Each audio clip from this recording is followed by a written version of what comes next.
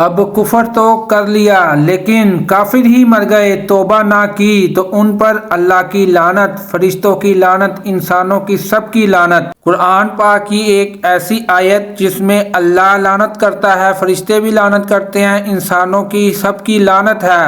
یہ قرآن پاک کی آیت بڑی دلچسپ ہے، اس کو پورا سنیں اور اپنے دوستوں کے ساتھ شیئر کریں۔ پارہ دوسرا سورۃ البقرہ آیت 161 161۔ بے شک وہ لوگ جنہوں نے کفر کیا اور کافر ہی مرے، ان پر اللہ اور فرشتوں اور انسانوں کی سب کی لعنت ہے۔ سب سے بدبخت آدمی کفر پر مرنے والا ہے، اگرچہ اس کی ساری زندگی اعلیٰ درجے کی عبادت، ریاضت اور تبلیغ میں، خدمت دین میں گزری ہو۔ کفر پر مرنے والوں پر اللہ کی لعنت، فرشتوں کی اور تمام انسانوں کی لعنت ہے۔ اس آیت سے معلوم ہوا مرتے وقت ایمان کی دولت سے محروم رہ جانا سب سے بڑی بدبختی ہے، اور اس وقت ایمان کا سلامت رہ جانا بہت بڑی سعادت ہے۔ لہذا ہر مسلمان کو چاہیے کہ وہ اگرچہ کتنا ہی نیک، پارسال، عبادت گزار اور پرہیزگار کیوں نہ ہو، اپنے برے خاتمے سے خوفزدہ رہے۔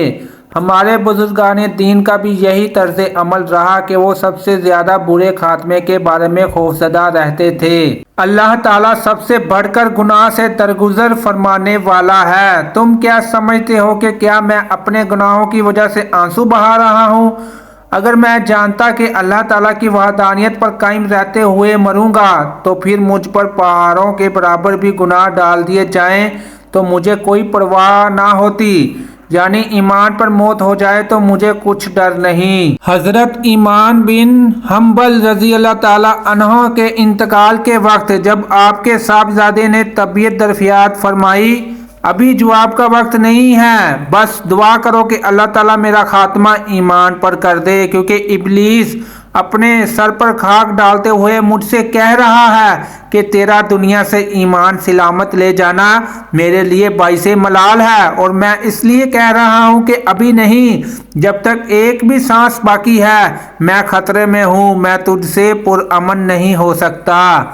حضور غوث اعظم رضی اللہ تعالیٰ عنہ اولیاء کے سردار ہیں، لیکن خوف خدا کا جو عالم تھا ان کا اندازہ آپ کی طرف منسوب ان اشعار سے لگایا جا سکتا ہے۔ خلق کویت کی فریادی روز عید است، خوشی درد روح ہر مومن پستہ است، درد روزے کی بھی ایمان بھی مزم، مراد ملک قرآن روز عید است۔